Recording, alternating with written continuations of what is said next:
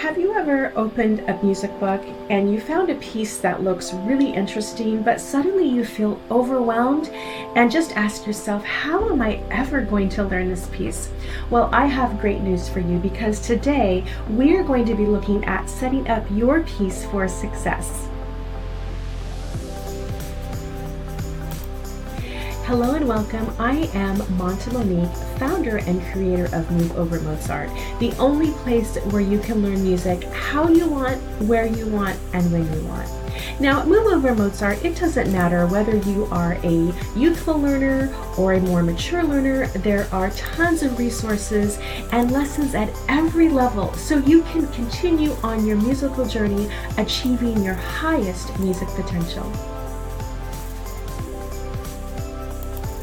Don't forget to download the free guide, Setting Up Your Piece for Success. I will leave it down in the description box below.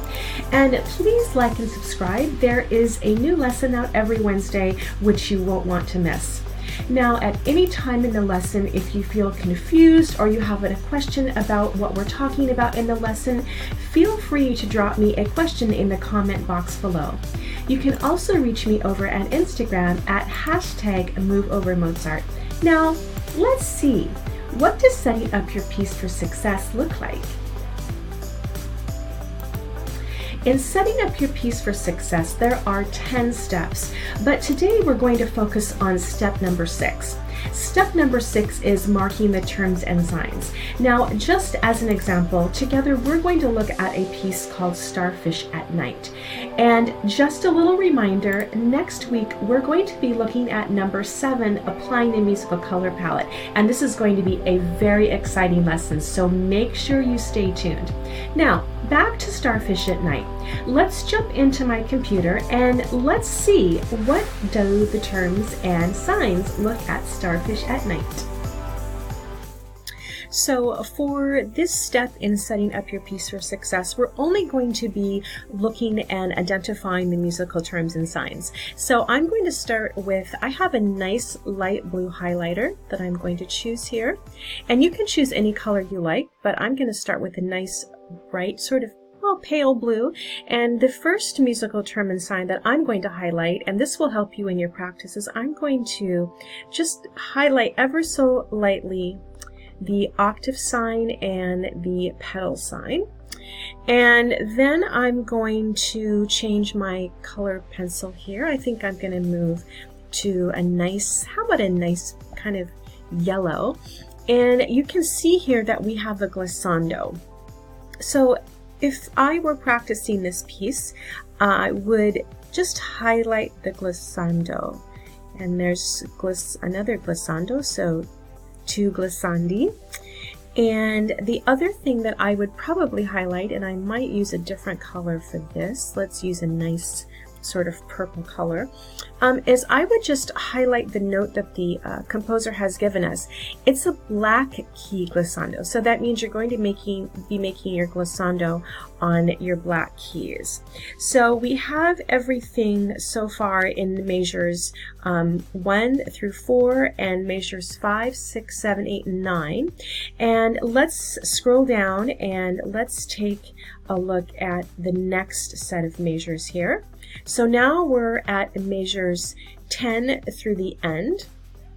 And let's see, oh, I see another octave sign. And I think for this, I'm going to go back to my light blue color.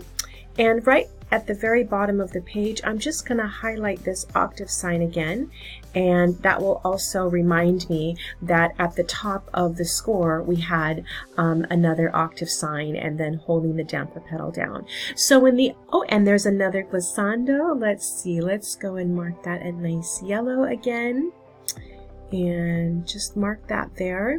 Now, in the other steps in our piece for setting your piece up for success, we will have circled the dynamics and marked the tempo and whatnot. Oh, and I see one other thing that we need to do. Let's double check to make sure that we haven't missed anything.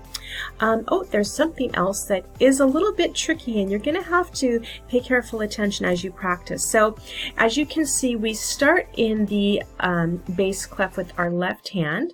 but then we have a treble clef sign. So our left hand is going to be moving up to play in the treble clef. So that's something that I would definitely mark, because that could be something that you might skip over if you don't mark that. And let's go ahead and mark where your left hand goes back down to the bass clef. So I'm just going to put a little highlight there, and then I'm going to change my pencil here. I'm going to make this, let's make this sort of a nice pink color. We have a fermata in our left hand, which I'm going to highlight there, and a fermata in our right hand. And let's do one more pass through. Oh, I see one thing that we also have to make note of here. I'm going to change back to my green. We have just a little treble clef sign there, just to remind us that that glissando starts in the right hand. Now, what I like to do is, before I begin to practice, I make one more check to make sure that we haven't missed any important musical terms and signs. And just to remind you, if you're just joining us now, in previous lessons we will have already marked the dynamic signs, we will have marked the tempo, we will have already numbered the measures. So it looks like we have everything. Now, if you're like me, the more information I have, the better. So there's one other thing I would do, and you don't have to do this, and I'm just going to, I think I'm going to use sort of a light silvery gray.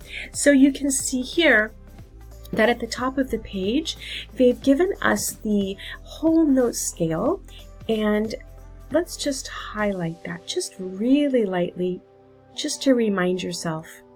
Okay, I think that covers everything for the musical terms and signs for the Starfish at Night. So, you've just completed your lesson, and I want to tell you, a job well done. Learning a new instrument is not easy. If you have any questions, please don't hesitate to reach out. And if you'd like to share your music with me, that would be most exciting. All right, we'll see you at your next lesson.